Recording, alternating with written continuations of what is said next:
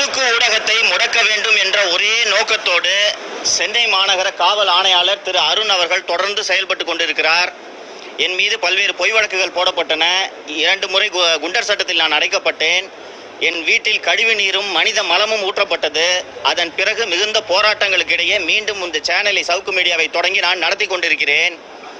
இத்தகைய ஒரு சூழலில் என்னுடைய சேனலில் பணியாற்றி கொண்டிருக்கக்கூடிய கேமராமேன் திரு ஜெயபிரகாஷ் மற்றும் விஷுவல் எடிட்டர் திரு சத்தியமூர்த்தி ஆகியோர் நேற்று இரவு 11:30 மணிக்கு அவர்கள் வீட்டுக்கு KK நகர் காவல் நிலையம் மற்றும் V5 திருமங்கலம் காவல் நிலையத்திலிருந்து வந்த காவல்துறையினர் அவர்கள் இருவரையும் அவர்களது 2 இருசக்கர வாகனத்தோடு காவல் நிலையம் அழைத்து சென்றனர்.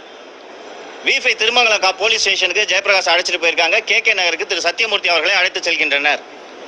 என்ன அஃபென்ஸ் என்று கேட்டபோது 2023 திரு ஜெயபிரகாஷ் அவர்கள் ஹெல்மெட் இல்லாமல் வண்டி ஓட்டினார் என்று V5 திருமங்கலம் காவல் நிலையத்தில் சொல்கின்றனர்.